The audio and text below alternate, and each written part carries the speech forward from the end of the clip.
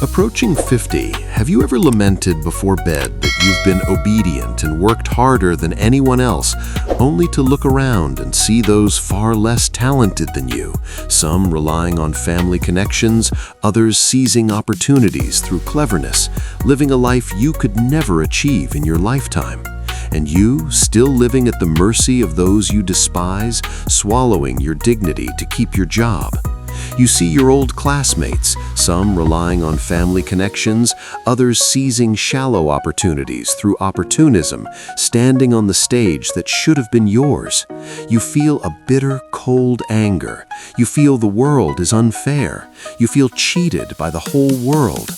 You become cynical, venting your anger without hesitation on anyone you can offend. As a result, those you dare not offend continue to torment you, while those you have offended secretly plot revenge until your life's disaster erupts. Is there no way to resolve this anger?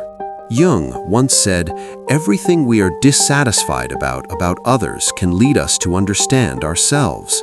Your anger is actually a map. It tells you where your shadow is, the fanged, hungry, and powerful part of your personality that you only express anger when drunk or emotionally overwhelmed. Jung believed that shadow anger is not just evil, but also a source of creativity. If you don't confront your shadow, you are an incomplete person. You are weak. But when you integrate your shadow, you don't become a bad person. You become a dangerous but self-controlled man. You take away that primal, destructive anger and give it a purpose. You no longer vent it, but begin to guide it. You might say this abstract theory is all nonsense. How can anger be so easily guided? Let me share the story of Yohji Yamamoto with you, and you'll understand Jung's meaning better. Yohji Yamamoto perfectly understands this. He grew up in a negative environment. His father died in a war he had no choice in. His mother worked tirelessly day and night at her sewing machine year after year to raise him and even graduate him from a top university with a law degree. But the shadow in his heart, the resentment and anger over the destruction of his family and the loss of his father, did not manifest as violence, but rather as an absolute rejection of compliance.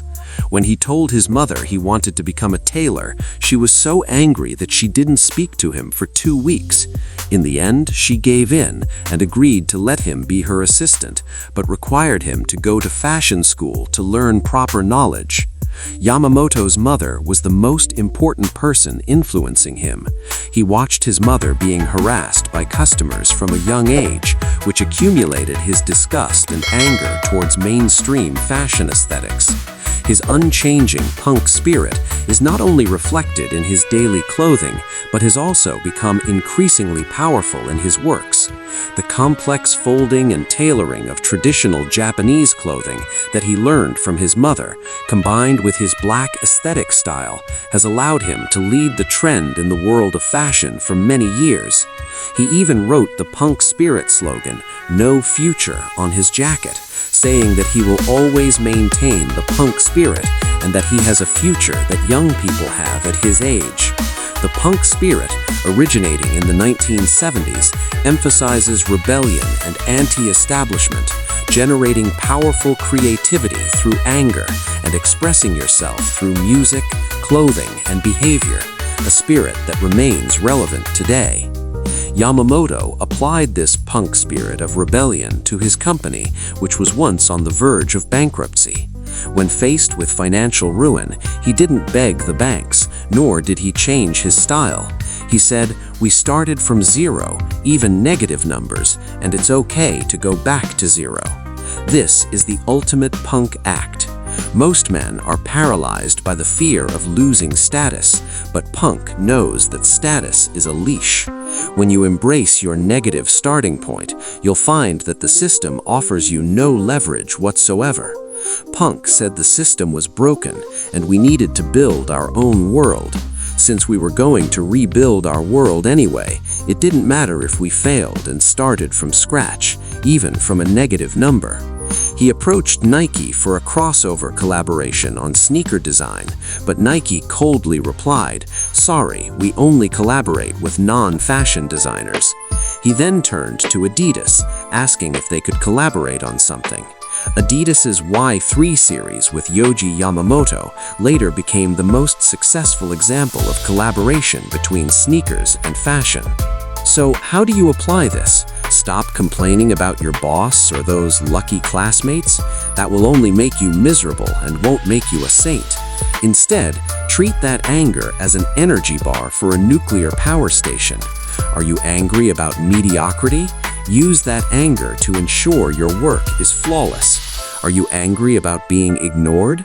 Use that energy to create achievements that they cannot ignore. 80-year-old Yohji Yamamoto still says, "I will always remain punk." He is no longer looking for satisfaction. He is looking for the next target to fight back against. Today, NVIDIA CEO Jensen Huang, hailed worldwide, despite the company's stock price reaching global peaks, worries daily that it might collapse in 30 days. Before his success, he had faced numerous near-bankruptcy situations, forcing him to relentlessly push for new technological breakthroughs. He knows that even the largest company can crumble if it stops. You might think that with so much money, bankruptcy simply means not being able to make more, but it's not that simple.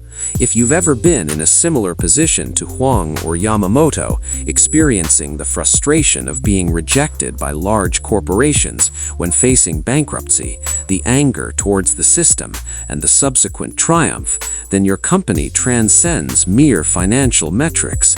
To avoid the same anger and helplessness, you maintain your success through self-discipline. As Yamamoto said, "Once I feel satisfied with my work, I lose the motivation to create." I am your shadow blacksmith. Please subscribe to the Iron Shadow Soul. We will forge the steel soul long overlooked in the shadows. Feel free to share your thoughts in the comments section. See you next time.